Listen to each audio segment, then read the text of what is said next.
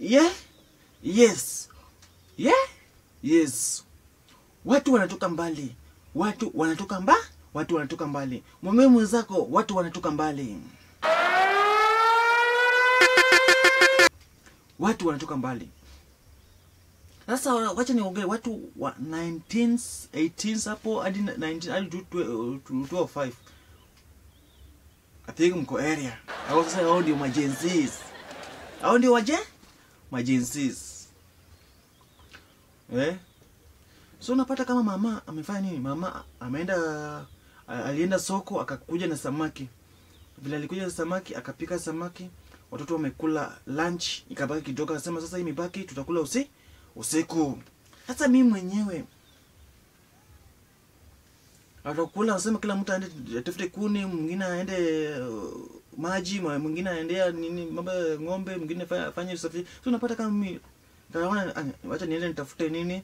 Wacha niende nitafute kuni. Shitonya kwenda kutafuta kuni nikarudi nyuma, nasema chakula kingine nilibaki na si lazima niende sana.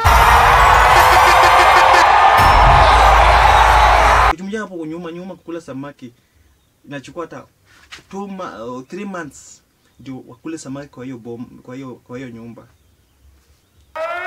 Sino kweli? 2 months ni samaki hao mena watu wakule watu kitambo. So ngia hapo pale waliweka hiyo samaki, naweka stool hapo, napanda. Kula tunachukua hiyo samaki na tutoa tu hiyo side yenye kuna nyama. Kula tu hapo nabadilisha hivi. Na kunywa supu, hapo naendea maji hapo kikombe moja naongeza hapo. Nachukua kichumbi kidogo na weka hapo. Now here. Sijui. Usimjua hata Now here.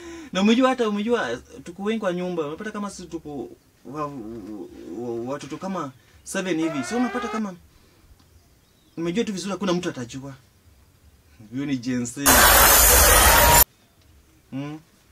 So tutafanya sio mimi naenda tu nini kutafuta kuni kileta hapo. Fika jioni. Mama amejua vizuri chakula ilifanya nini? Chakula ilibaki. So the only solution kupika ugali. Mama anapika ugali. Tena ilikuwa kitu kama saa 1 hivi ugali already anapika ugali saa 1 hivi. So atakupika ugali anaenda kutafuta kuleta hiyo chakula ilikuwa imebaki. So situation ya kwenda kuleta chakula unaona kama tofauti iko. Akitantu hivi anapata kama chakula ilikuwa imekula saa nyingine. Na mtu mwenye anakuanga amejua tu watoto wake wote, anakuanga mzazi. Mzazi ni mtu mwingine deadly sana. Amejua mtu amekula hii kitu ni afuete. Afuete wewe ndio umekula hii kitu.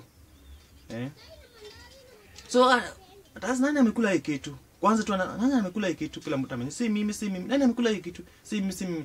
Itapika wakati sasa ataanza na kiboko.